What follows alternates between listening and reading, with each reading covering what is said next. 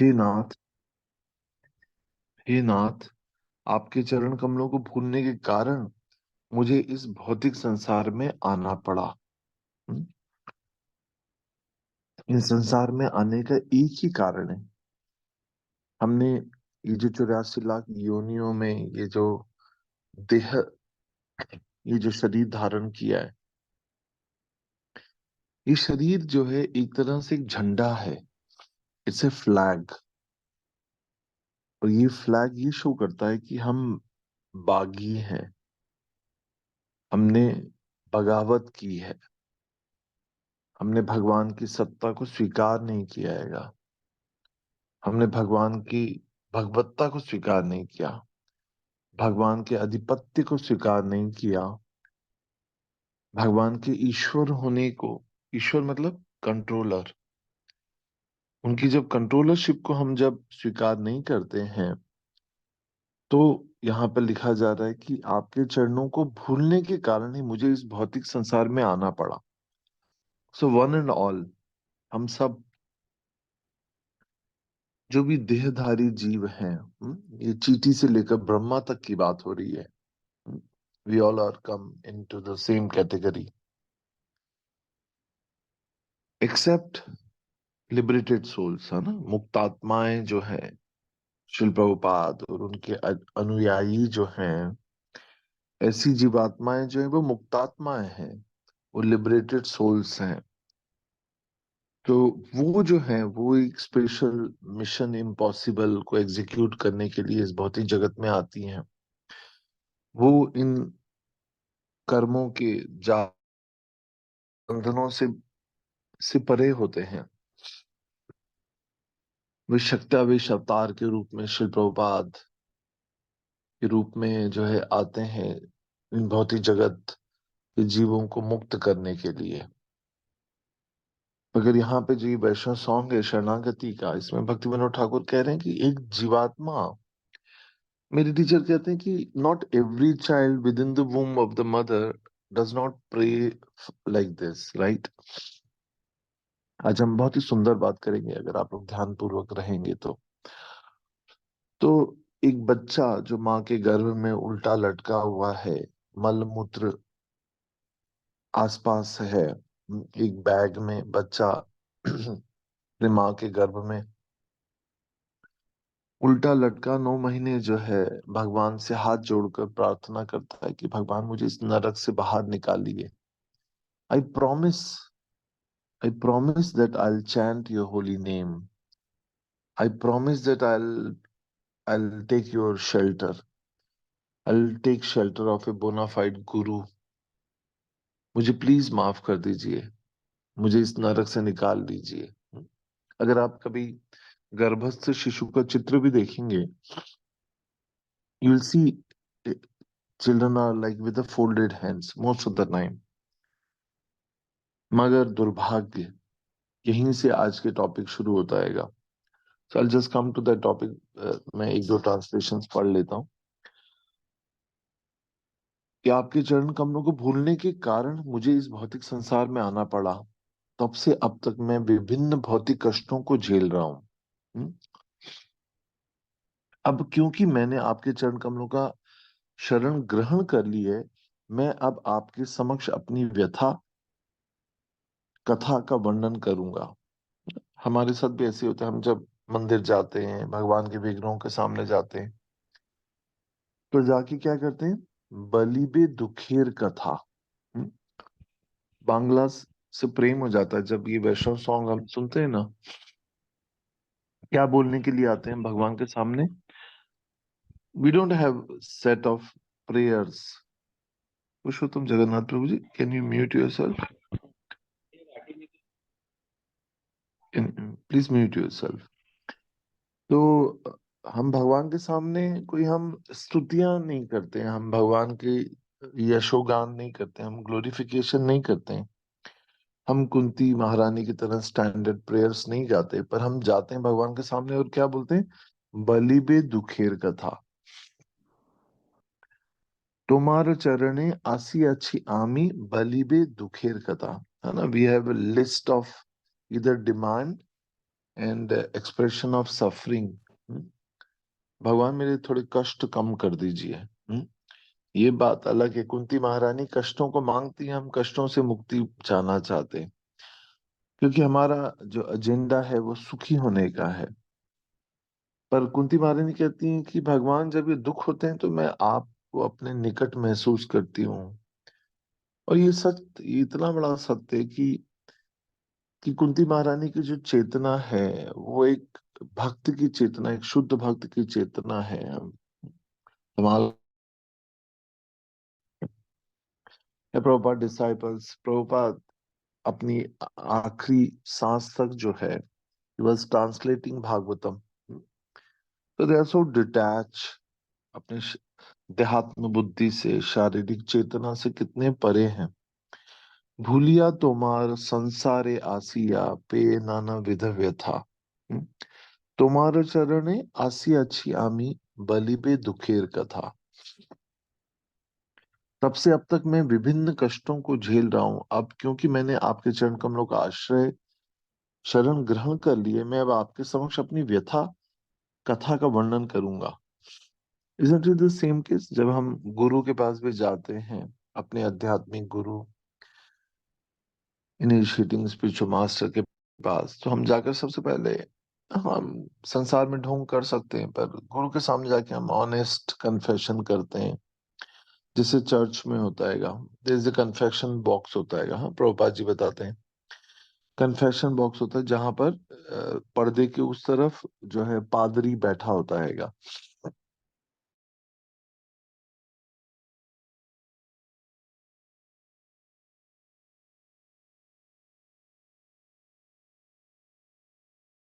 हम भगवान के पास जाते हैं तो भगवान को बताते हैं कि भगवान, आपसे क्या छुपा है। सब कुछ, मेरा काला चिट्ठा जो है आपको पता हैगा। और अपनी दुखीर कथा को जो है उनको व्यथा, कथा व्यथा को उनको बताते हैं। फिर आगे आते हैं, जननी जठरे छिलाम यखन विषम बंधन पाशे, एक बार प्रभु देखा दिया मोरे वांछिले दीन दासे। अब मैं अपनी माता के गर्भ में था, जब मैं अपनी माता के गर्भ में था, मेरे कर्मों के फलस्वरूप आपने मुझे दर्शन दिए। परीक्षित महाराज को जैसे गर्भ में दर्शन दिए, प्रोटेक्ट किया, परंतु उसके पश्चात मैं आपकी कृपा से वंचित रह गया। तखन भाविनु जन्म पाइया करीबे भजन तव। गर्भस्थ शिशु, मतलब स्पेशल शिशु के बारे में बात हो रही कि मैं उस समय मैंने सोचा कि जब मैं गर्भ से बाहर आऊंगा तब मैं आपकी आराधना करूंगा। हमारी स्थिति ठीक वैसी ही है। हम जब भी डिस्ट्रेस में होते हैं, प्रॉब्लम से फंसे होते हैं, हम भगवान से प्रार्थना करते हैं कि भगवान प्लीज प्लीज प्लीज मुझे इन स्थितियों से निकाल दीजिए। आई प्रॉमिस कि मैं सिंसियरली भक्ति करूंगा। मगर क्या करते हैं हम, ये सबको पता है। परंतु जन्म के पश्चात मैं आपको भूल गया, क्योंकि मैं माया के जाल में फंस गया।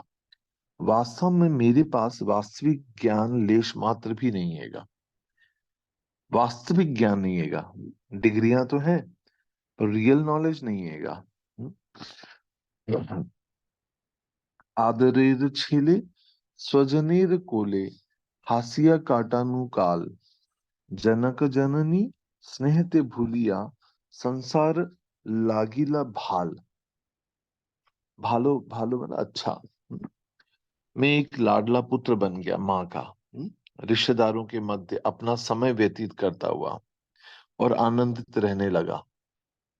जब हम इस संसार में आते हैं तो माँ कहती है ओ मेरा लाडला, रिश्तेदार सब कहते हैं अरे कितना अच्छा बच्चा है, कितना सुंदर है, आनंदित होते रहते हैं।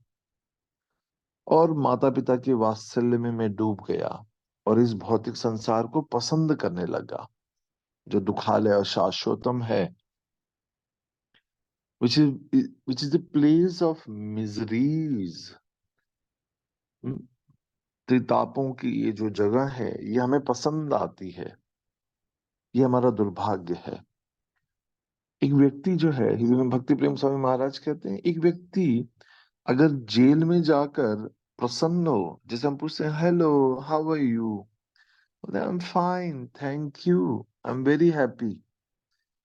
मूर्ख है अगर कोई व्यक्ति कहता है कि मैं संसार में खुश हूं। एक व्यक्ति जेल में पूछे किसी से कि कैसे हो भैया, मैं बहुत बढ़िया, मकान बना रहा हूँ 2 मंजिला, बच्चे हैं, शादी करूंगा। तो साधु कैसे देखते हैं? वो बोलते हैं मूर्ख है, जेल से निकलने का प्रयास करना। एक कैदी हर समय ये सोचता है कि मैं कब बाहर आऊंगा, कब यहां से निकलूंगा, कैसे निकलूंगा। वो प्लान बनाता रहता है, कहाँ से सुरंग से निकलूं, कैसे कैसे अपने अच्छे व्यवहार से निकलूं। मगर हम जैसे मूर्ख लोग क्या सोचते हैं कि हम यहाँ पर कैसे हम सुखी हैं, हमें ये भौतिक संसार पसंद आने लग जाता है। क्रमे दिने दिन बालक हैया, खेलुनु बालक सह, आरकिछु दिने ज्ञान उपजिला, पाठ पढ़ी अह रह। ये मेरा फेवरेट सॉन्ग है, क्योंकि मुझे ये बहुत ही मीनिंगफुल लगता है। और इस प्रकार धीरे धीरे दिन प्रतिदिन मैं बड़ा हो गया, दोस्तों के साथ, किशोरों के साथ खेलने लगा। बच्चों को खेलना बहुत अच्छा लगता है। कुछ समय पश्चात जब मैं कुछ और अधिक परिपक्व हुआ, तो मैं अपनी पढ़ाई लिखाई पर ध्यान देने लगा। विद्यार गौरवे भ्रमी देशे देशे, धन उपार्जन करी, स्वजन पालन करी एक मने।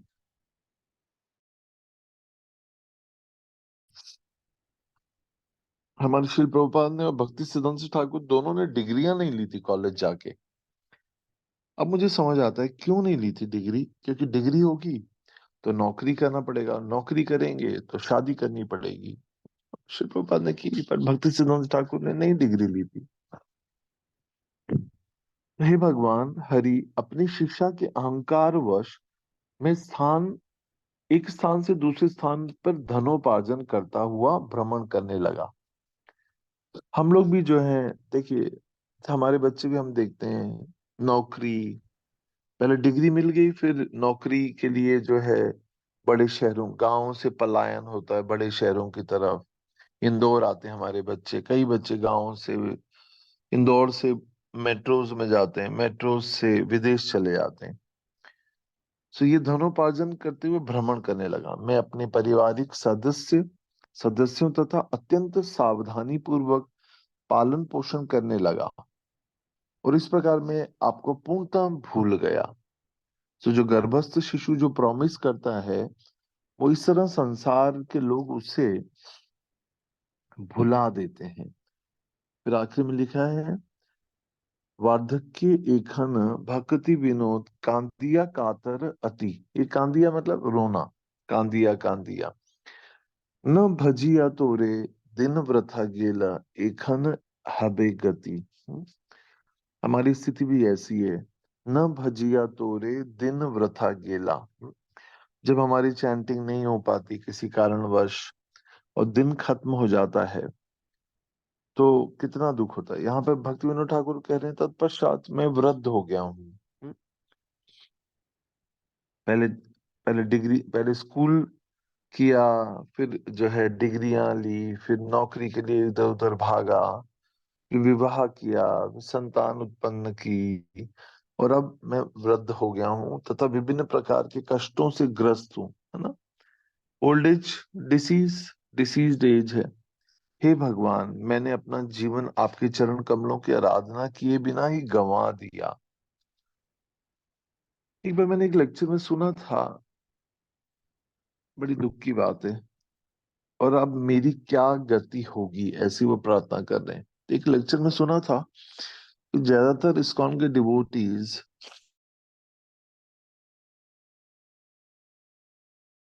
एक ही प्रार्थना करता है, भगवान काश मैं अपनी चैंटिंग को ध्यान से करता, काश मैं डिवोटीज के साथ लविंग रिलेशनशिप बना पाता, काश मैं अपने गुरु का आज्ञाकारी सेवक बन पाता।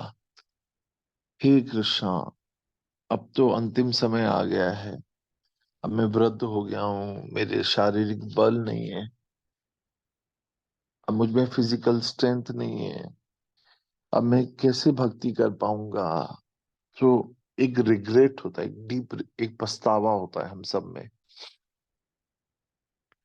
तो हमें इससे सीखना ही होगा कि अभी मेरे शरीर में शक्ति है, प्राण है।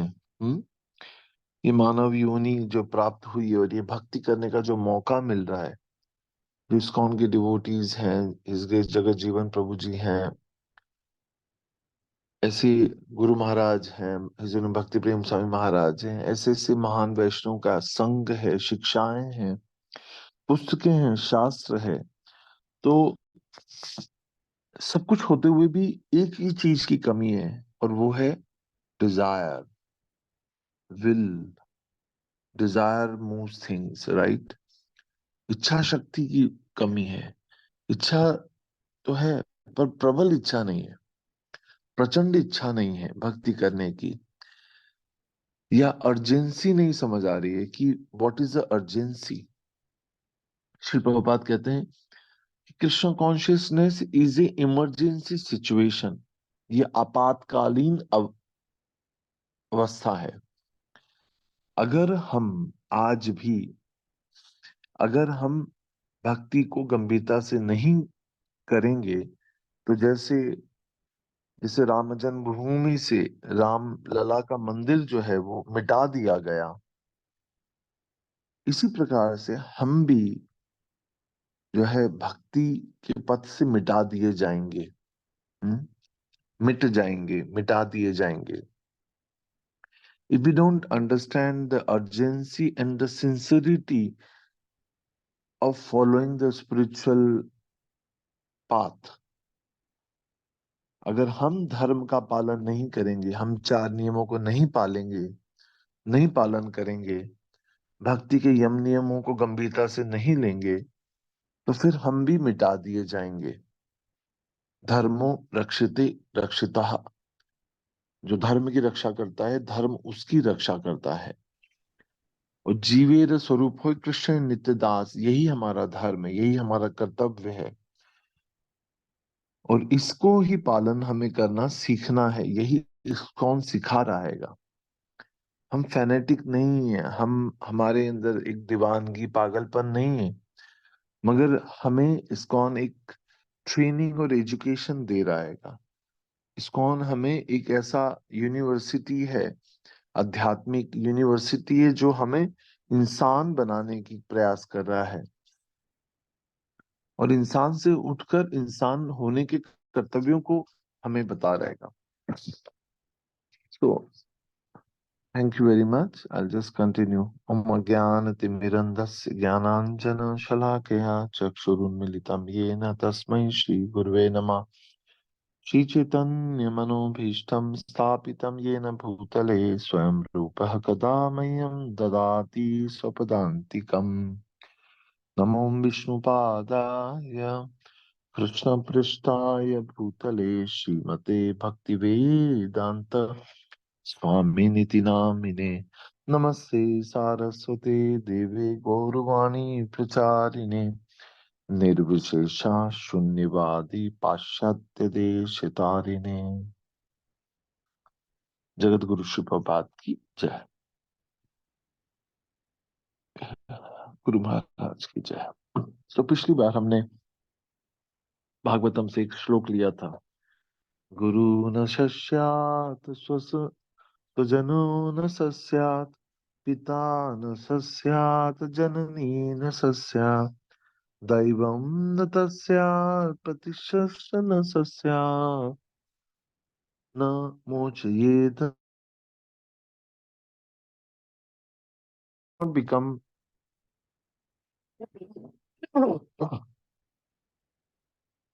गुरु, पिता, माता, आराध्य देव नहीं बनना चाहिए, अगर हम अपने डिपेंडेंस को लिबरेट ना कर सकें, मुक्त ना कर सकें।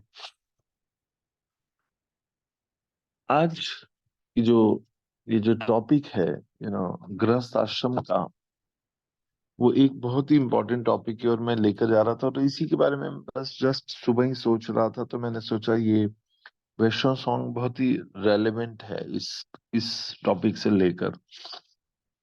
वो है पेरेंटिंग इन कृष्णा कॉन्शियसनेस, है ना। बच्चों का लालन पालन जो है कृष्ण भावना भावित होकर करना बहुत ही दुर्भाग्य की स्थिति है हमारी। जो मानव जीवन जो है इतना बहुमूल्य है, बहुत ही जिम्मेदारी का जीवन है। It's life of great responsibility, और हम जो है सारी जिम्मेदारियों से भागना चाहते हैं। हम्म? अपने प्रति भी और दूसरों। तो ये जो पेरेंटिंग इन कृष्ण कॉन्शियसनेस है, इसी के रेलेवेंस में I was just consulting Bhagavad Gita. आप लोग भगवत गीता निकालिए अपनी, और उसमें text six six chapter, text number 41, 42, 43 and 44। निकालिए आप लोग अपनी अपनी किताबें। छठा chapter, six chapter Bhagavad Gita, ध्यान योग का 41वां श्लोक, 42वां, 43वां, 44वां। प्राप्य पुण्य कृताम लोकाम उषित्वा शाश्वती समा शुचिनाम श्रीमताम गेहे योग भ्रष्टो अभिजायते अथवा योगिनामेव कुले भवति धीमताम् एतद्धि।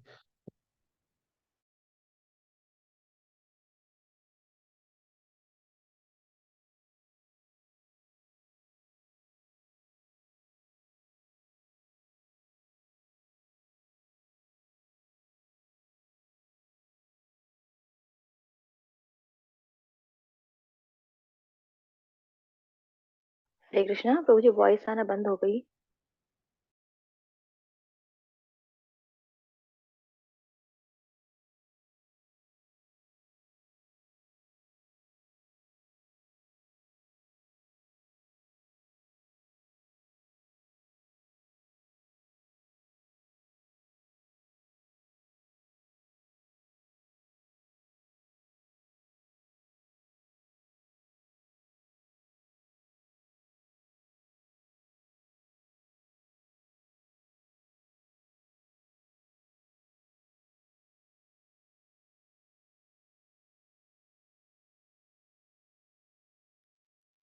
हरे कृष्णा, सॉरी पता नहीं क्या हुआ था।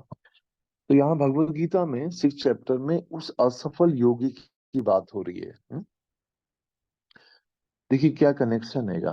असफल योगी जो एक इस भक्ति मार्ग पे जो चलते हुए जिसका पतन हो गया है, और वो अपनी आध्यात्मिक यात्रा को पूर्ण करने के लिए हमारे जैसे भक्तों के घर जन्म लेने का इच्छुक है, प्रयास करता है, वो असफल योगी है ना। इसलिए गर्भाधान संस्कार पहला संस्कार होता है, जिसमें गर्भस्थ माता पिता, मतलब एक नए नव विवाहित माता पिता जो हैं, गुरु का आशीर्वाद लेकर अपने प्रिस्क्राइब्ड राउंड्स को पूरा करके गुरु के पास जाते हैं और उनसे आशीर्वाद ग्रहण करते हैं कि हम अब माता पिता बनना चाहते हैं, हे गुरुदेव आप आशीर्वाद दीजिए, हम गर्भाधान संस्कार करना चाहते हैं, पहला संस्कार।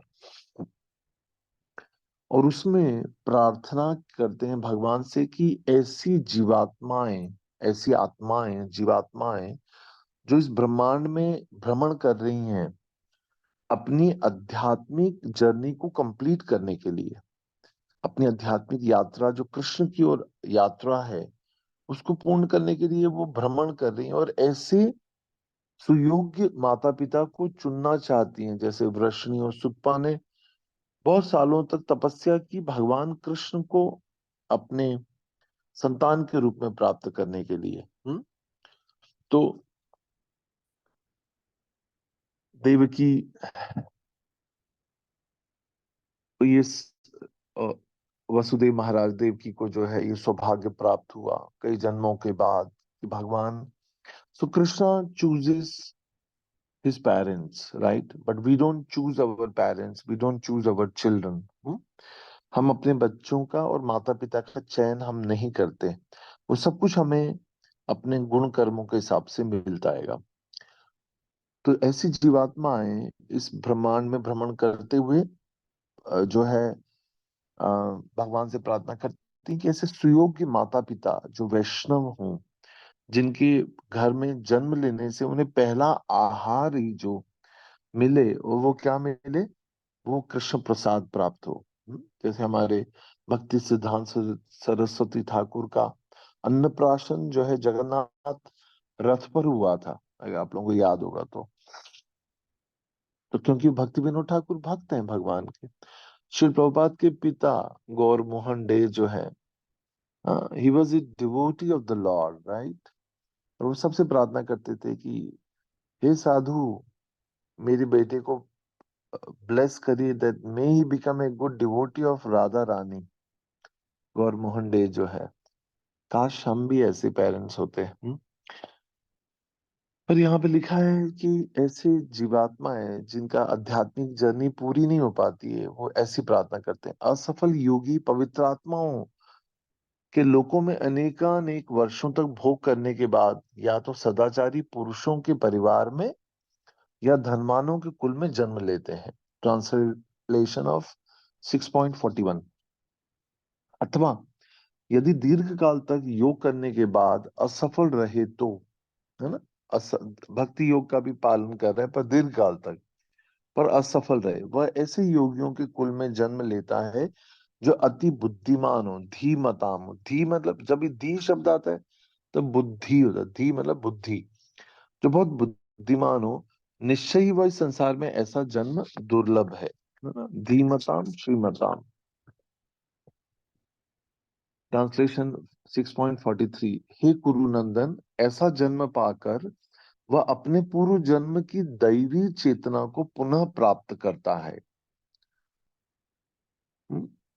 अपने जन्म सॉरी ऐसा जन्म पाकर वह अपने पूर्व जन्म की दैवी मतलब डिवाइन कॉन्शियसनेस को पुनः प्राप्त करता है, और पूर्ण सफलता प्राप्त करने के उद्देश्य से वह आगे उन्नति करने का प्रयास करता है। One more. अपने पूर्व जन्म की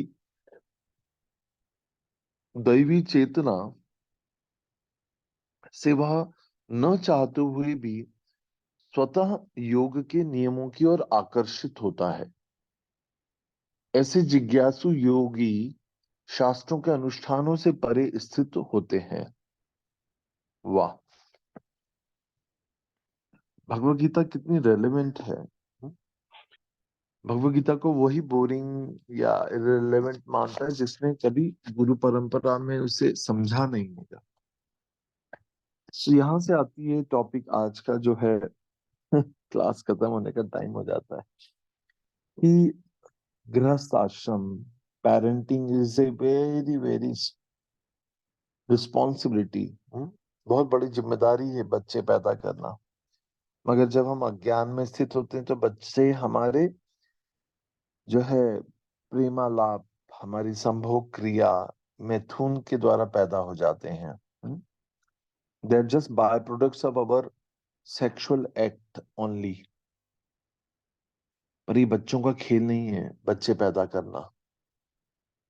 जैसे सुअर, कुत्ते, बिल्लियां, कितने सारे बच्चे पैदा होते हैं ना, पपीज होते हैं, सुअर के पिगलेट्स होते हैं, pigs have piglets, cats have kittens, and dogs have puppies. English में बोलते हैं पपीज, किटन्स एंड पिगलेट्स। मगर ये कुत्ते बिल्लियों की तरह संतानें, बच्चे पैदा करना मजाक नहीं है। इस संसार में किसी जीवात्मा को लाना एक घोर जिम्मेदारी का जीवन है। ठीक है, हम में से कई लोग तब आए, इंक्लूडिंग माई सेल्फ, कि जब आए जब हमारे बच्चे हो चुके थे। मगर ठीक है, अब जहां भी थे, जहां भी हैं, वहां से आगे बढ़ने के बारे में हमें सोचना चाहिए। तो पेरेंटिंग की बात हो रही है कि, है ना, एक बहुत बड़ा दायित्व है, बहुत बड़ी जिम्मेदारी है। खुद को कृष्ण भावना भावित बनाना, अपने स्पाउस की आध्यात्मिक जर्नी के लिए रिस्पॉन्सिबिलिटी लेना, उसे सहायक बनना उसके लिए, और साथ साथ में बच्चों को भी कृष्ण भावना भावित बनाने की जिम्मेदारी जो है, it's a joint responsibility of both the parents, right, मतलब बोथ द स्पाउस कहना चाहिए, है ना। और हमारे महाराज गुरु महाराज बताते हैं कि उसके पीछे जो है सबसे इम्पोर्टेंट जो बैकबोन है, जो रीढ़ की हड्डी है, वो है स्ट्रॉन्ग साधना।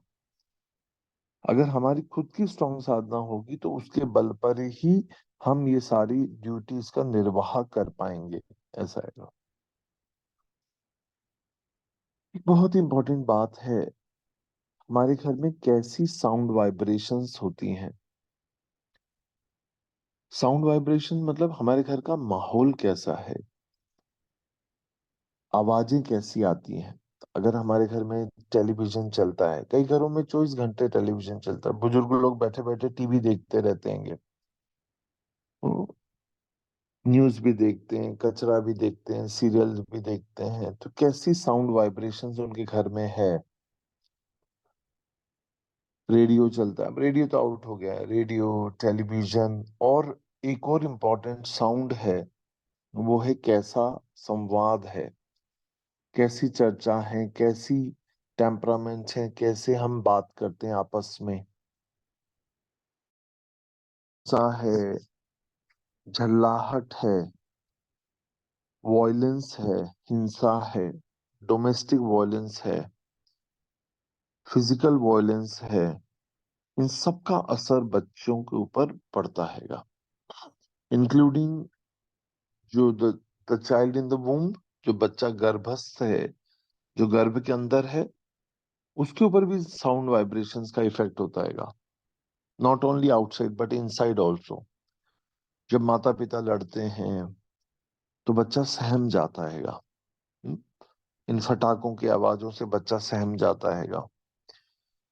मगर इसके ठीक विपरीत, अगर माता पिता में प्रेम है, अंडरस्टैंडिंग है, सौहार्द है, कॉपरेशन है, अटैचमेंट है, तो बच्चा अपने आप को बहुत ही कंफर्टेबल महसूस करता हैगा।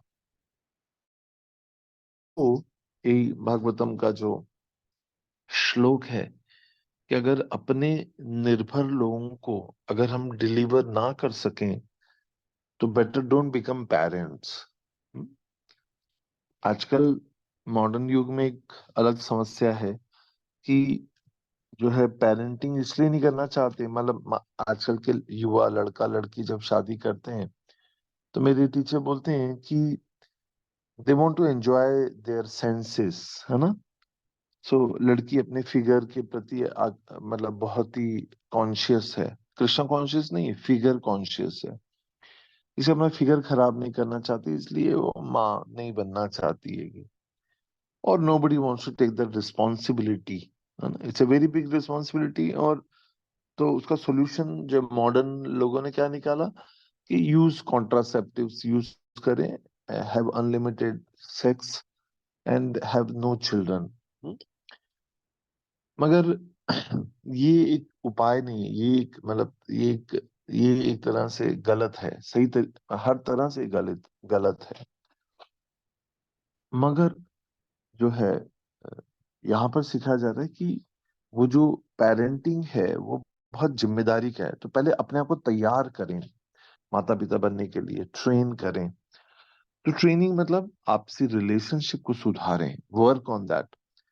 तो पहले क्या होता था कि 21 साल, 20-21 साल की आयु में अगर विवाह हो जाता था तो जो समझदार माता पिता हैं वो 2-3 साल रुकते हैं, ताकि पहले आपसी अंडरस्टैंडिंग, आपसी रिलेशनशिप, आपसी प्रेम डेवलप हो जाए, उसके बाद में जो है वो बच्चे को लाने के लिए तैयार होते हैं। इन ए वे इट्स राइट। तो जो है घर का माहौल या साउंड वाइब्रेशंस जो है वो बहुत इंपॉर्टेंट है। फिर जब बच्चा आता है तो उसको हम क्या माहौल देते हैं, मतलब हम कंफर्ट्स तो देते हैं उसे, अगर हमारे पास धन है तो हम सारी सुविधाएं, उसके लिए खेल खिलौने, दूध, सैरलैक, ये सारी चीजें तो देंगे, मगर जो देना चाहिए वो उसे उसे क्या देना है? उसे देना है भक्ति, है ना? तो जब हम, अब घर का माहौल जो है वो बहुत इंपॉर्टेंट है यहाँ पर, उसका रोल जो है। ऐसा कहा जाता है कि children do what children don't do what you say, but they do what you follow, है ना? बच्चे वो नहीं करते जो आप उन्हें कहते हैं, पर वो करते हैं जो आप करते हैं। एक छोटा सा वीडियो है, मैं एक दिन देख रहा था, मैं उसको शायद ग्रुप में शेयर करूंगा, आप उसे समझ जाइएगा। उसमें एक बहुत ही सुंदर मैसेज था, बहुत ही सुंदर मैसेज। उसमें होता ये है कि एक गैस, एक पार्टी से छोटी सी पार्टी हो रही थी घर में। कुछ कपल्स आए होते हैं, तो हर कपल का एक एक बच्चा है, तो वो बच्चे खेल रहे होते हैं। तो एक लड़का, उसमें से एक बच्चा जो है, वो किसी अपनी उन्हीं के मित्र की एक लड़की को लेकर आता है और माँ बाप से कहता है, आप लोगों ने देखा होगा शायद, कहता है, पापा, I am getting married to this girl. सब लोग हंसते हैं, बोले कितना छोटा सा बच्चा है, शादी कर रहेगा, तो क्या करोगे? तो बता कि पापा मैं फिर ऑफिस जाऊंगा, मैं ऑफिस जाऊंगा और फिर मैं घर आऊंगा, फिर ये मेरी जो पत्नी है ये दरवाजा खोलेगी, फिर उसके बाद में ये मुझे खाना बनाएगी, फिर मैं खाना देगी, फिर मैं खाना फेंक दूंगा। तो सब लोग शॉक्ड हो जाते हैं। फिर मैं इसे मारूंगा और फिर मैं सो जाऊंगा। एकदम शर्मसार हो जाता है ये देखकर। तो एक तरह से बच्चा जो है वो इतना शॉकिंग था, जब मैंने पहली बार देखा उसे, मुझे लगा कि ओ माय गॉड, मतलब वो आईना, हमारे बच्चे हमारे आईना हैं। They are our mirror, what they see, what they perceive, what they reflect, है ना? एक आईना जो रहता है, एक मिरर जो रहता है, वो रिफ्लेक्ट करता है जो जो देखता है। अगर हम कुरूप हैं तो वो कुरूपता दिखाता है, अगर हम सुंदर हैं तो वो सुंदर दिखाता है। तो बच्चे हमारे प्रतिबिंब हैं, बच्चे हमारे मिरर हैं, है ना? बोलते हैं, जिसे मेरे टीचर कहते हैं कि when you, the quality of the fruit shows the quality of the tree, है ना? एक अच्छा फल देखते हैं हम, मेरे हाथ में अगर एक सेब फल है, बहुत ही सुंदर है, तो उससे समझ आता है कि ये फल इतने किस पेड़ से आया है, वो फल, वो पेड़ कितना पोषित होगा। इसी प्रकार से हमारे बच्चे हमारा प्रतिबिंब है। अगर हमारी आपसी संबंध, रिलेशनशिप में पीस है, लव है, हार्मोनी है, कॉपरेशन है, म्यूचुअल अंडरस्टैंडिंग है, तो वो उसी परिपक्वता को दिखाएंगे। अगर हमारे घर में डोमेस्टिक वायलेंस है, हिंसा है, असंतोष है, दुख है, क्लेश है, तो फिर वो बेचारे जो है, they will be the victim of our violence. They will not have a happy married life, कभी भी नहीं होती बच्चों की। अगर कहीं पर भी, जहां पर भी घरेलू हिंसा होती है, उन बच्चों का खुद का मैरिड लाइफ जो है वो बहुत बड़ा चैलेंजिंग हो सकता है, because what they have seen and perceived, how they can have happy life. उन्होंने देखा ही इसी प्रकार की हिंसा है। मतलब ऐसा कोई थंब रूल नहीं है, एक्सेप्शन टू द रूल हो सकता है, पर उसका उनकी मानसिकता और मनोवृत्ति के ऊपर बहुत ही गहरा असर होता है। अगर माँ बाप भी देखते हैं कि मम्मी पापा हाथ पकड़ के बैठे हैं एक दूसरे का, किस भी कर रहे हैं, चलो कोई बात नहीं, आलिंगन कर रहे हैं या गले मिल रहे हैं, तो बच्चे बड़े कंफर्ट महसूस करते हैं, तो खेलने चले जाते हैं। उनको लगता है मम्मी पापा खुश है ना, बस यही हमें चाहिए। काश हम इस प्रकार का माहौल दे सकें। मैंने अपनी लाइफ में देखा मेरे पेरेंट्स को, मैंने उनकी 85 इयर्स की मैरिड लाइफ में मैंने अपने माता पिता को कभी भी ऊंची आवाज में बात करते हुए नहीं देखा।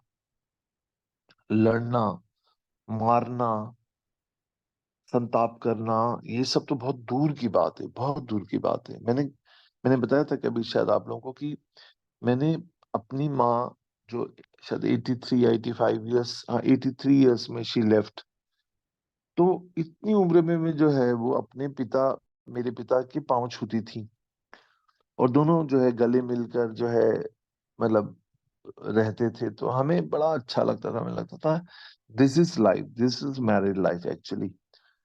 वो कृष्ण कॉन्शियस तो नहीं थे, पर देवर गॉड कॉन्शियस थे। रामायण पढ़ती थी मेरी माँ, भागवतम भी पढ़ती थी बाद में, मेरे आने के मतलब भक्ति में आने के बाद चैंटिंग भी करती थी। बट हम बहुत सौभाग्यशाली हैं अगर हमें ऐसे पेरेंट्स मिले हैं, और नहीं भी मिले तो एटलीस्ट हम तो कुछ we can set some example.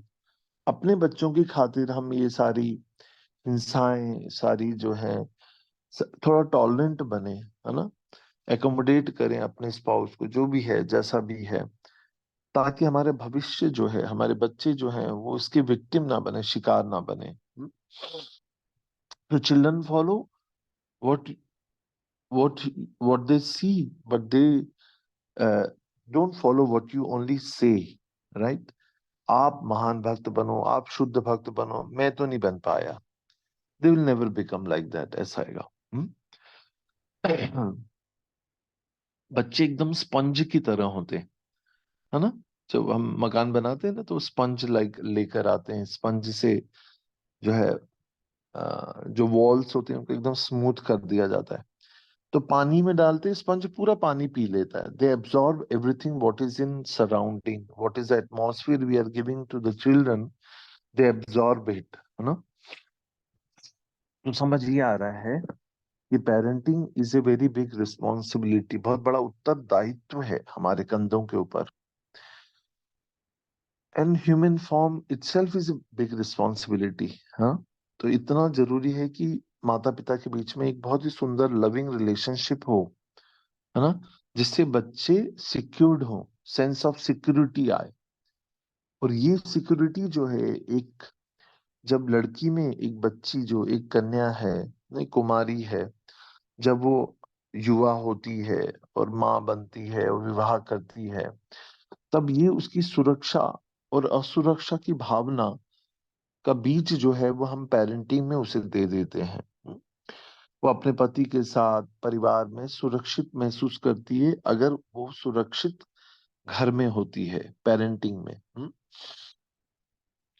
माता पिता के बीच में मतभेद हो सकते हैं, डिवोटीज डिवोटीज के बीच भी मतभेद हो सकते हैं। मतभेद मतलब होता है कि मत मतलब opinion, we can have difference of opinion, right. मैं ऐसा सोचता हूँ, आप ऐसा सोचते हैं, है ना। एक बहुत ही सुंदर एग्जाम्पल मुझे बहुत ही पसंद है वो, कभी कभी हम जब 9 अक्षर को लिखा हुआ देखते हैं तो मेरे एंगल से 9 दिखता है, पर दूसरी ओर खड़ी मेरी पत्नी को वो 6 दिखता हैगा, राइट, है ना। 9 को उल्टा देखें तो 6 दिखता है, मेरे एंगल से मुझे वो 9 दिखता है, पर उसके एंगल से दूसरी ओर उसे 6 दिखता हैगा। There is nothing like a right and wrong, she is also right and I am also right, because हम जिस चश्मे से उसको,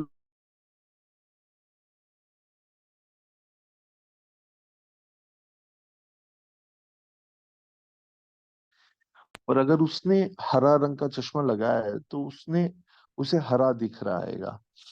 both are right and nobody इज wrong. So life is not all about right and wrong, है ना।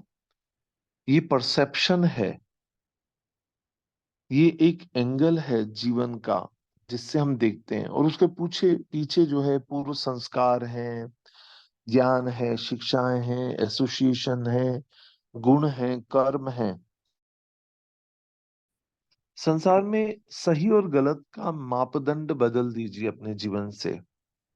हो सकता है जो व्यक्ति सोच रहा है सही है, वो उसके एंगल से सही हैगा।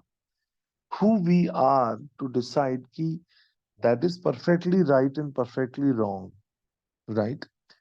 तो मतभेद होना जो है, मतभेद होना या मतावलंबी, है ना, जैसे श्री प्रभुपाद ने क्या दिया है हमें, हम समझ पाए कभी तो।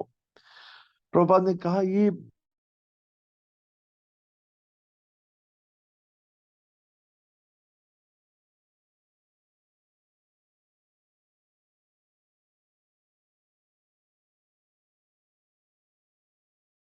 अलग नहीं किया जा सकता। जैसे शक्कर का धर्म है मिठास, पानी का धर्म है तरलता, डेंसिटी, लिक्विडिटी, नमक का धर्म है खारापन। मगर ये रिलीजन्स जो हैं, ये जीवेर स्वरूप कृष्ण नित्यदास, ये धर्म है। पर रिलीजन जो है वो फेथ है, बिलीफ्स हैं, अलग अलग बिलीफ सिस्टम है। आप निराकार, आप साकार, इस प्रकार से जो है अलग अलग रिलीजन से। धर्म तो एक ही है कि एक ईश्वरीय सत्ता है, उसकी उसके आधिपत्य में रहना, उसकी सेवा करना।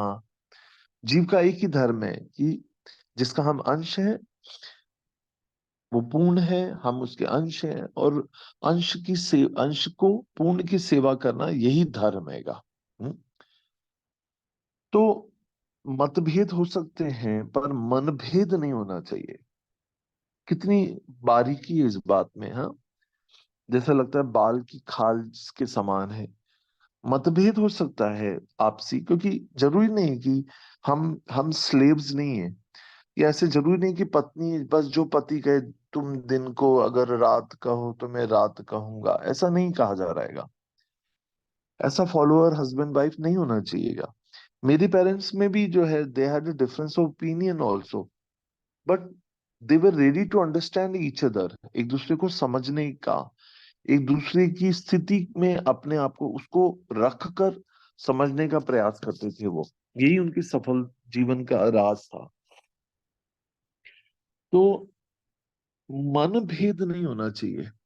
अगर क्योंकि मन में जब भेद हो जाता है तो it becomes very difficult to get along, right. तब साथ चलना बहुत मुश्किल हो जाता है ना।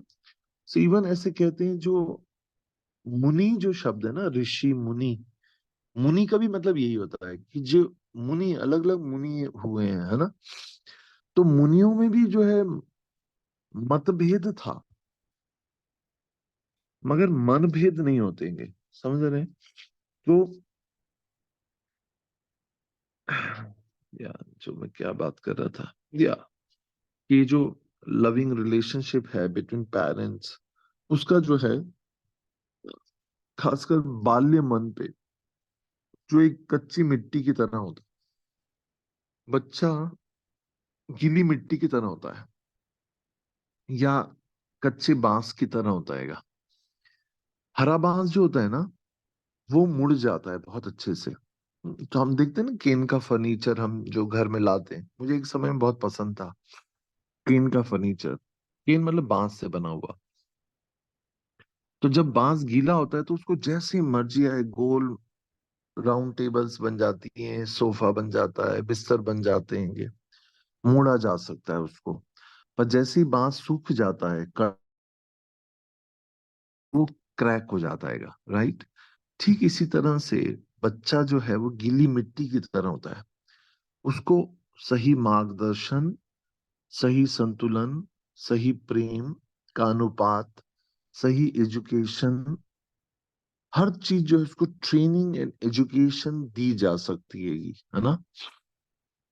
इसीलिए आप देखिए इसके पीछे कितनी कितनी कितनी बातें हैं।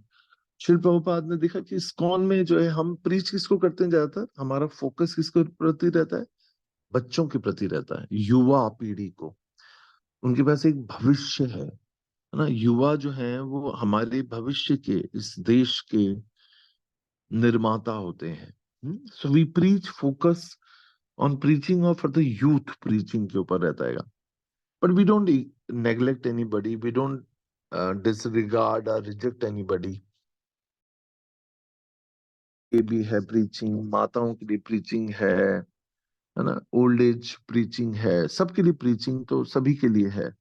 मगर फोकस रहता है उन यूथ के ऊपर जो गीली मिट्टी है, जो गीला बांस है, बैम्बू है।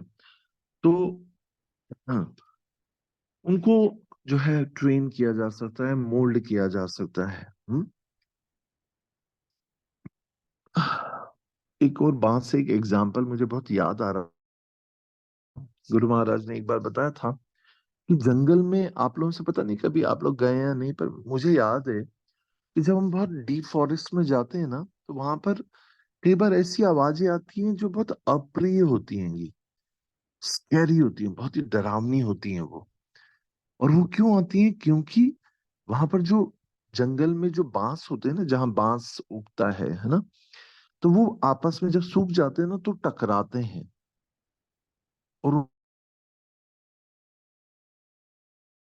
रही और दो बांस से वो टकरा रहे हैं, तो बहुत कर्कश जो है हवा के कारण कर्कश आवाज आती है।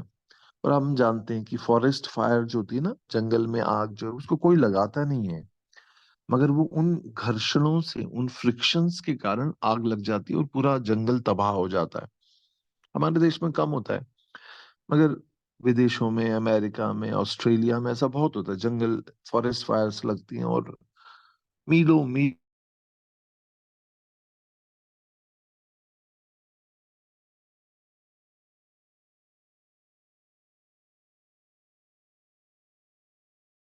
हमारे घरों में भी लगती है। कोई नहीं चाहता कि आग लगे, कोई नहीं चाहता कि फ्रिक्शन हो, मगर फिर भी ये जाने अनजाने में किसी के लगाए बिना ये जो आग है लग जाती है, फॉरेस्ट फायर। और ये जो अप्रिय आवाजें हैं, ये गंभीर आवाजें जो आती हैं, जो बांस के टकराने से, जो पति पत्नी के टकराव, अहंकार के कारण जो आती हैं।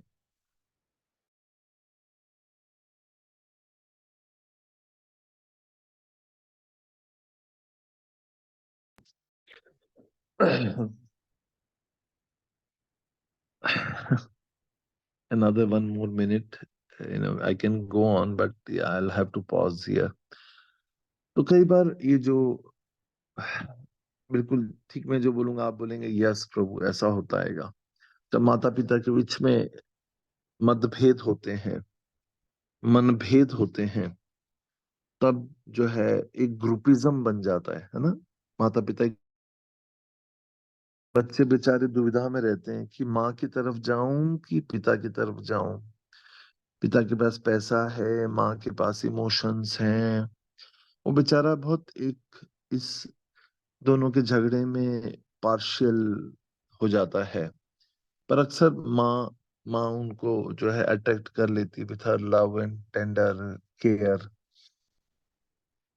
तो किसी एक को चुनना जो है ना, among the parents is one of the most difficult decision for a child to make it. बहुत ही मुश्किल डिसीजन होता है किसी एक को चुनना। दोनों को साथ खड़े होकर चुनना बहुत आसान है, मगर किसी एक को चुनना जो है वो बहुत ही मुश्किल काम होता हैगा। और ये जो मतलब ये इस सब के पीछे हम हैं, हम वी आर द कॉज। उसको हमको एक को चुनना पड़ता है, वो चाहे तलाक में हो, तलाक कोर्ट में, सिंगल पेरेंटिंग, पता नहीं क्या क्या होता है आजकल। मतलब दो बच्चे हैं तो एक को माँ ले लेती है, एक को बेटा ले लेता है, नहीं एक को पिता ले लेता हैगा। और फिर सिंगल पेरेंट्स बन के वो उनकी अपब्रिंगिंग करते हैं, माँ पिता। ये भी भगवत गीता बताती है, रोल रिवर्सल। हाँ, पिता माँ बनने की कोशिश करता है, माँ बाप बनने की कोशिश कर रही है, पर दोनों जो है फेल्यूर्स हैं, क्योंकि पिता कभी माँ नहीं बन सकता और माँ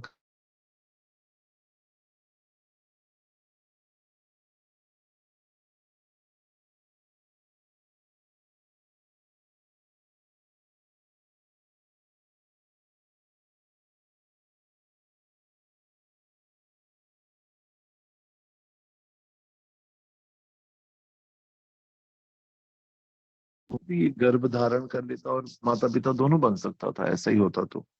पर भगवान ने ये सिस्टम बनाया इसीलिए, खुद भी ऐसी जो है नंद बाबा, यशोदा, देवकी, वसुदेव के रूप में जो है माता पिता को स्वीकार किया, है ना। और ये पेरेंटिंग रिक्वायर्स बोथ, एक कठोर अनुशासन चाहिए, रेगुलेशन चाहिए, एक ढाल चाहिए, एक फाइनेंशियल सपोर्ट चाहिए। हाँ, और एक टेंडर केयर चाहिए, एक लव चाहिए, एक शेल्टर चाहिए, उसके लिए माँ की आवश्यकता है। So it's a complete package. So don't spoil it. Don't disturb this hierarchy and system given by Krishna. Don't try to become single parents. So जो भी भगवान का सिस्टम उसको स्वीकार करें और जीवात्मा के उद्धार के लिए जो है अपने डिफरेंसेस को भूल कर जो है एक अच्छा ना होगा। So I'll continue in the next class. Thank you very much. All glories to Sri Prabhupada and Guru Maharaj. I'll pause here, see if there is any sharing from your side. Hare Krishna. Yeah, anybody has to share anything? Hare Krishna. Hare Krishna. Krishna Krishna. Hare Krishna. Thank you Prabhu ji.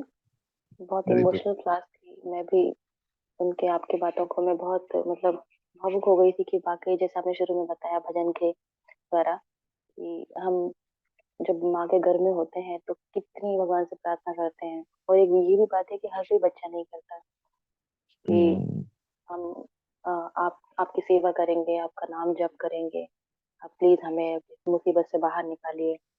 लेकिन जैसे ही बाहर आते हैं तो माया में घिर जाते हैं और किसी के प्रेम के द्वारा और बहुत सारी रिस्पॉन्सिबिलिटीज के द्वारा अपने आप को घेर लेते हैं और भगवान को ही भूल जाते हैं। और एक बहुत अच्छी आपने बात बताई कि जब हम प्रॉब्लम में होते हैं तो भगवान को कितना याद करते हैं कि भगवान प्लीज हमें इस मुसीबत से बाहर निकालिए, इस प्रॉब्लम से हमें बाहर निकालिए। लेकिन जैसे ही प्रॉब्लम खत्म होती है तो हमारी भक्ति की जो इंटेंसिटी है वो भी कम होने लग जाती है और जितनी गहराई से हमें करना चाहिए हम नहीं करते और फिर वैसे ही बस एक फॉर्मेलिटी पूरी करने के लिए चैंटिंग कर रहे हैं या क्लास ज्वाइन कर रहे हैं या जो भी हम कर रहे हैं वो सिर्फ एक फॉर्मेलिटी बन के रह जाता है। तो आपने भगवत गीता के 4 श्लोकों से बहुत सुंदर शिक्षा दी प्रभु ने कि असफल योगी के बारे में आपने बताया कि अनेक अनेक वर्षों तक वो भोग करने के बाद में सदाचारी पुरुषों के या परिवार में जन्म पाता है और फिर उसकी बुद्धि का विकास होता है और फिर वो समझ पाता है कि वो संसार में एक दुर्लभ जन्म के रूप में हुआ है और सिर्फ भक्ति ही करना चाहिए, उसका टारगेट भक्ति होना चाहिए। और गृहस्थ जीवन की भी आपने बहुत सुंदर शिक्षा दी प्रभु जी। बच्चों की पेरेंटिंग को किस तरीके से एक ट्रेनिंग के रूप में हमें लेना चाहिए, ये बहुत अच्छा आपने बताया। हरे Krishna. Yeah. Thank you for attentive hearing. You're most serious, I guess. Yeah, Shipal, Anita Mataji, Divya Sharma. Go ahead, one after another. Quickly, we have just 11 Hare minutes. Krishna प्रभु जी। दंडवत प्रणाम प्रभु जी। प्रभु जी बहुत ही सुंदर क्लास थी और वो जैसे बहुत ही एक अमृत कलश है आपके पास जो कुछ बूंदे हम ग्रहण कर पा रहे हैं इतना तो प्रभु जी बहुत अच्छा आपने बताया, पेरेंटिंग पे भी बताया। प्रभु जी इस पीढ़ी में मतलब हम लोग बहुत भाग्यशाली हैं कि हमें प्रभुपाद जी की इतनी अच्छी शिक्षाएं और ये आप जो वैष्णव एटिकेट्स बता रहे हैं वो हम अब बच्चों को तो कम से कम दे सकते हैं, अगली पीढ़ी को बहुत उससे बहुत फायदा है हमें। आपके लेक्चर से बहुत अच्छा ज्ञान मिल रहा है और हम लोगों को तो बचपन में ये सब नहीं मिला। हम भक्ति करते थे तो ऐसा लगता था कि जैसे बहुत भगवान से डर के कर रहे हैं कि करना है, पर आपने ये जो सब बताया इससे भगवान से प्रेम भी बढ़ रहा है और बहुत अच्छा आप आचार्यों के एग्जाम्पल देख के हमें और कितने अच्छे-अच्छे मतलब जो एग्जाम्पल से बताते हैं तो बिल्कुल उम, उम, अच्छे से समझ में आता है। बहुत अच्छा लगा क्लास। हरे कृष्णा दंडवत। Thank you. या एक आपने बात कही कि मैं मतलब हमें तो नहीं मिला पर हम मतलब बच्चों को दें पर उसका पालन खुद भी करना है ना। कि हम चाहते कि हमारे बच्चे शुद्ध भक्त बने पर हम कुछ नहीं करेंगे तो वो फिर नहीं बन पाएंगे। उनको माहौल, शिक्षाएं, मैंने कहा ना, बच्चे वो नहीं करते जो आप करते हैं, जो आप खुद पालन करते हैं। तो it's very important to follow yourself also, है ना। जी, बिल्कुल, बिल्कुल, बिल्कुल प्रभु जी। हरे कृष्ण। या थैंक यू। या शिवपाल प्रभु एंड देन दिव्या शर्मा माता जी। Hare Krishna Ram Prabhu ji. Thank you Prabhu ji. Point तो प्रभु जी बहुत सारे हैं शेयरिंग वाले, पर जो लर्निंग वाले पॉइंट वो आपने कहा कि हम हाँ, बस शुरुआत, वही शेयर करते हैं। जी प्रभु जी, शुरुआत कहाँ से हम कर सकते हैं? क्योंकि हम जो हुआ मतलब हम जो टर्निंग वाला पॉइंट आपके, आप शुरुआत हम कर सकते हैं कि ये चीजें हमें नहीं मिली तो हम दे सकते हैं। और उसको भगवत गीता से जो कि जीव आत्माएं कैसे ढूंढती, उनको लाना कोई एक मतलब साधारण काम नहीं है, पर उस काम को हम कर चुके हैं तो अब हम क्या कर सकते हैं, वो एक लर्निंग वाला पॉइंट प्रभु जी बहुत ही अट्रैक्शन वाला है। तो थैंक यू प्रभु जी। हरे कृष्णा प्रभु जी। या जब हम ट्रेवल कर रहे थे तो मैंने अनुज को जो है, अनुज अनुज अनुज ही नाम है ना बेटे का आपका? निकुंज प्रभु जी, निकुंज। निकुंज, हम सॉरी सॉरी सॉरी, मेरी मेमोरी बहुत खराब है। निकुंज, तो निकुंज को मैंने मृदंग बजाते हुए देखा था। वीडियो में भी देखा था, उस समय भी देखा था, तो मैं बहुत खुश हो रहा था कि मतलब था कि वाह, दिस इज कृष्णा कॉन्शियसनेस। बच्चे कैसे सीख जाते हैं धीरे धीरे। ठीक है, मन नहीं लगता, जितना भी करते हैं उनका अप्रिशिएट कर सकते हैं। मेरे पिताजी बोलते हैं कि अगर आप किसी के दोष गिनाने लगोगे तो वो कभी उसमें सुधार होने की संभावना नगण्य है।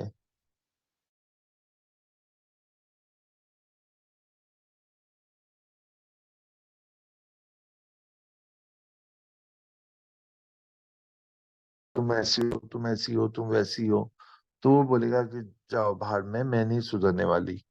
मगर अगर किसी को बोलेंगे कि ठीक है, जो भी तुम कर रही हो बहुत अच्छा है, अच्छी सब्जी बनाई है, अच्छा खाना बनाया, बहुत अच्छा लगा, तो फिर आदमी और उत्साह से बनाता रहेगा। तो इसी प्रकार से बच्चों को भी हम अप्रिशिएट करेंगे जो भी कर पा रहे हैं, तो फिर उनमें और जो है एनकरेजमेंट मिलता है उनको करने के लिए, है ना। या दिव्या शर्मा माता जी, एंड वेर इज विजय गिरी प्रभु, हरि बोल, ही इज देयर। हरे कृष्णा प्रभु जी, दंडवत प्रणाम। या माता जी, प्रभु जी, गो। प्रभु जी मेरा एक क्वेश्चन था। जैसे कि मैं बाय प्रोफेशन एडवोकेट हूँ, तो मेरे पास जैसे भी कोई क्लाइंट आता है डोमेस्टिक वायलेंस वाला, तो जैसे लड़के की साइड से आता है, मुझे पता है कि वो गलत है, लेकिन मुझे फिर भी उसका साथ देना पड़ता है, तो फिर इसमें क्या करना चाहिए? या मुझे नहीं पता इस बात में कि या मतलब ये प्रोफेशनल बायस हो पाते हैं, बट क्या आप इतना साहस कर सकती हैं कि you can be in favour of truth? Yes Prabhu ji, लेकिन फिर भी करना तो फिर क्लाइंट ही पड़ेगा भाग तब। हाँ, क्लाइंट ही भाग जाएगा। जाएगा। जी, कई बार वो लड़की भी आती है, कई बार उसकी साइड से वो भी कई बार गलत होती है, तो हमें फिर भी उसी का ही साथ देना पड़ता है, तो वो उसी का ही। या it's very nice question actually. या मैंने कभी ऐसा सुना नहीं परंपरा में कि ऐसे एग्जैक्टली क्या करना चाहिए। मैं आपको इसका जवाब दूंगा सोच के, आपने अपने शिक्षा गुरु से पूछ के कि ऐसी स्थिति में क्या करना चाहिए, मतलब धर्म के अनुसार चलना चाहिए या फिर प्रोफेशनल उसके कुछ इथिक्स को फॉलो करना पड़ेगा। सो आई एम वेरी ऑनेस्ट कि इसके बारे में क्या करेक्ट आंसर होना चाहिए, मैं शायद अपने शिक्षा गुरु से एक बार कंसल्ट करके फिर आपको एक सही उत्तर दूंगा अगली क्लास में। So just wait for it actually. But मगर कई बार क्या होता है कि हम जिस जेंडर के होते हैं, जैसे अगर आप स्त्री हैं तो आपका एक सॉफ्ट कॉर्नर रहेगा स्त्री के लिए प्रति, है ना, या फिर अपोज जेंडर के प्रति हो सकता है। तो उसको मतलब वो जेंडर डिफरेंसेस नहीं, पर जैसे अगर आप देखिए कानून के देवी जो है वो आंखों पे पट्टी बांध लेते हैं, वही नहीं देखती कौन रिश्तेदार है, कौन जेंडर का है। पर नीतिगत क्या है, शास्त्र के अनुसार क्या सही होना चाहिए, उसका फेवर हमको करना चाहिए। कानून अंधा इसीलिए होता है क्योंकि कानून के कान खुले होते हैं और जो है आंखें बंद है ना। हाँ जी। लेकिन प्रभु जी, जैसे लड़की आती है, लड़की का मुझे पता है कि मैं लड़के की साइड से हूँ, लड़की बिल्कुल सही है, लेकिन फिर भी मुझे उसी लड़के का साथ देना पड़ता है। वो मुझे थोड़ा लगता है कि मैं क्यों इसका साथ दे रही हूँ।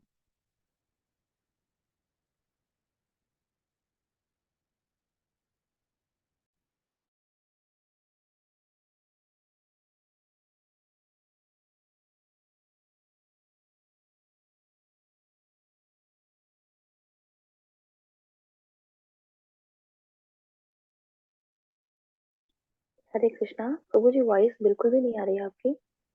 ओ ओ ओ ओ, कहाँ तक सुना? प्रभु जी बस माता जी ने अभी शेयर किया, फिर आपकी वॉइस नहीं आई। ओ माय गॉड, मैं तो इतना कुछ बोल गया। तो शायद मैंने ऐसा बोला था कि जो है आई चेक विद माय शिक्षा गुरु कि ऐसे सिचुएशन में सही रूप से क्या होना चाहिए जिससे आपका क्लाइंट भी रहे और आप धर्म के अनुसार भी वो मतलब जो है।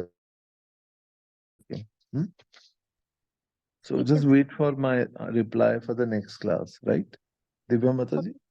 ठीक है प्रभु जी। हरे या कृष्णा। हरे कृष्णा। आप भगवान को प्रार्थना जरूर कर सकती हैं कि भगवान मुझे बुद्धि दीजिए जिससे मैं मतलब दोनों जीवात्माओं का कल्याण कर सकूं, है ना। ठीक है प्रभु देखते जी। हैं मेरे टीचर क्या बोलते हैं, है ना।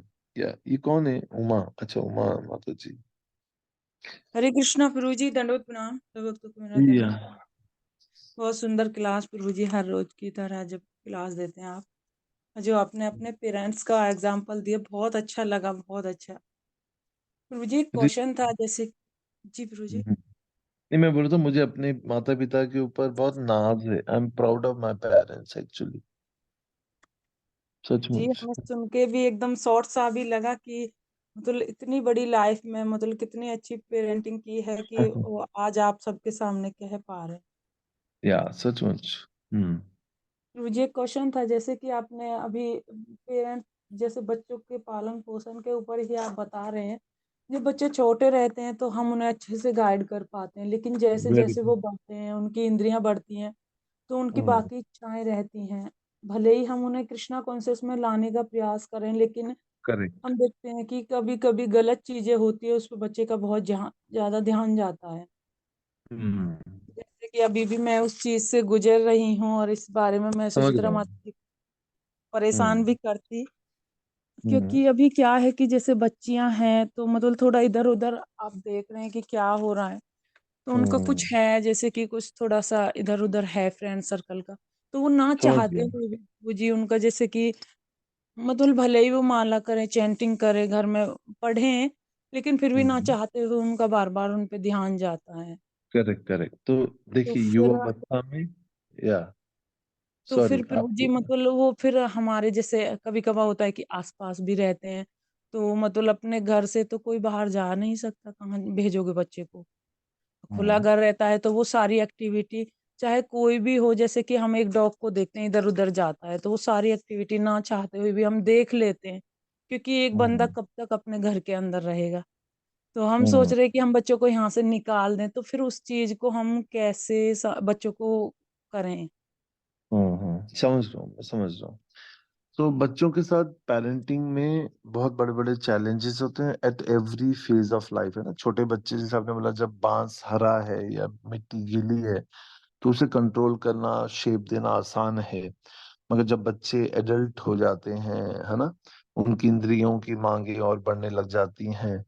तो मैं समझ रहा हूँ कि मतलब attraction to the opposite gender, लड़कों के प्रति आकर्षित होना या उनसे बात करना या फोन पे या चैट करना या मिलना, है तो बहुत खतरनाक, बहुत खतरनाक है। मगर जो है बहुत सारी चीजें इसके पीछे क्या है कि जैसे हम if we change the place, जैसे कई बार मेरे टीचर कहते हैं कि अगर हम जगह बदलेंगे पर जो है वो जो जो अंदर है पाप करने की जो इच्छा है वो नहीं चेंज होगी तो उससे कुछ होगा नहीं। मतलब if we change the place but not consciousness, तो वो पाप करने की प्रवृत्ति तो सदा ही रहेगी। चाहे हमको स्वर्ग ले जाएं तो भी हम वहां पे भी जाके पाप करेंगे, स्वर्ग में जाकर भी तो, या नरक में ले जाके भी पाप करेंगे। तो इससे अच्छा है कि उसकी कॉन्शियसनेस को चेंज करना हैगा। मतलब ट्रेनिंग एंड एजुकेशन रिक्वायर्ड। बच्चों को थोड़ी सी, जैसे पतंग, अभी पतंग उत्सव होता है ना, ये संक्रांत आती है, उसे बहुत कुछ सीखने की बात है कि मतलब पतंग उड़ने के लिए उसे ढील तो देना है, मगर उसका नियंत्रण जो है वो कभी छोड़ना नहीं है। जिस दिन जब नियंत्रण छूट जाता है तो पतंग कट जाती है, राइट। तो इसी प्रकार से जो है बच्चों के ऊपर नियंत्रण रखना है, उन पे निगाह रखनी है, मगर उन्हें समय समय पर आगाह करना है, सही गलत का निर्णय के बारे में बताना है और उसके रिपरकेशन बताने कि क्या हो सकता है, उससे क्या क्या उसके कॉन्सिक्वेंसेस हो सकते हैं। और फिर उसके ऊपर स्वतंत्र इच्छा उसके ऊपर छोड़ देनी चाहिए कि उसकी जिम्मेदारी भी उन्हें देनी है। हर समय हम उनके ऊपर निगाह या हर समय उनका पीछा नहीं किया जा सकता है, बस सही गलत उनको बताने की भी आवश्यकता है। आप समझ रही मेरी बात को, है ना। जी तो प्रभु उन्हें जी। पता है कि अगर लड़कों के पास जाएंगे या ज्यादा बात करेंगे तो अच्छा लगता है, सुख मिलता है, मगर हम पढ़ाई से मन नहीं लगेगा, डिस्ट्रैक्ट हो जाएंगे। कभी किसी के साथ शारीरिक संबंध बन गया तो उसके उसके क्या कॉन्सिक्वेंस होंगे, अपमान पाप है, धर्म के अनुसार नहीं है, गर्भ ठहरने का डर रहता है, मतलब ये सब बताना चाहिए। आज इतना खुलापन है, बताना चाहिए हर बात को, और उसके बाद फिर आप उनको डिसाइड करने दीजिए। समझ आ रही? राइट। सो जी वही प्रभु जी, ऐसा है जैसे कि मान लीजिए आपकी फैमिली में कुछ गलत लोग रहते हैं तो फैमिली से आप अलग भी नहीं जा सकते।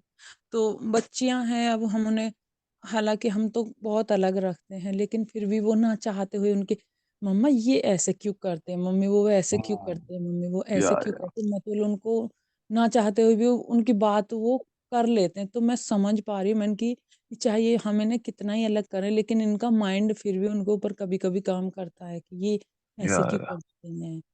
और या हम परिवार और वाले, बात कर या हम क्लास में और बात करेंगे। There is something called good touch bad touch, है ना। कभी कभी जैसे घर में, मुझे नहीं पता आप लोग, मतलब आप लोगों को मैं बहुत कम जानता हूँ, पर मुझे पता नहीं किसकी क्या फैमिली, कितने मेंबर्स हैं, क्या सिचुएशंस हैं, बट ऐसा कहा जाता है कि लड़कियों के साथ जो है सबसे पहला जो शारीरिक एक्सप्लॉइटेशन जो होता है, या क्या बोलते हैं हिंदी में, वो पहला फैमिली मेंबर्स के द्वारा होता है। जैसे मामा, चाचा, या मुंह बोला भाई, कजिन, उनके साथ जो है शारीरिक रूप से वो उसको एक्सप्लॉइट करते हैं। बैड टच होता है ना, बुरा, कहीं हाथ लगाते हैं।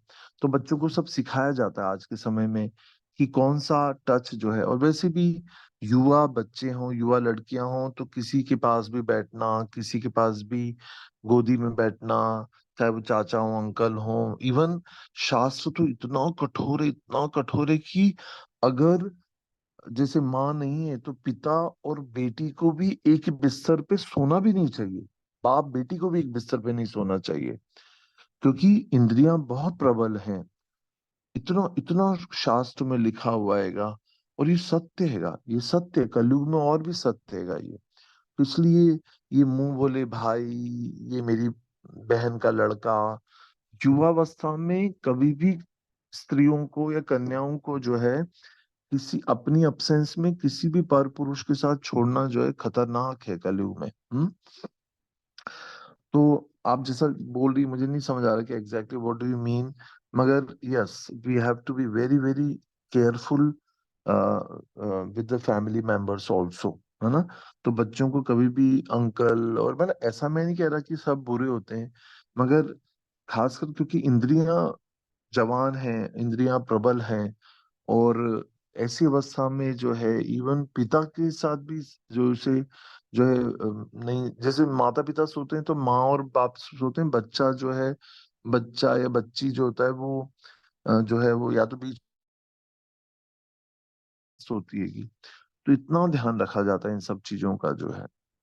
हम सॉरी टू से, मतलब इस प्लेटफॉर्म पे मैं बोल रहा हूँ, बट सिखाने के लिए बोलना जरूरी है इस बात को, है ना। जी प्रभु जी, ये या बता प्रभु जी, टीचर इनका जो है ना वो बैड टच गुड टच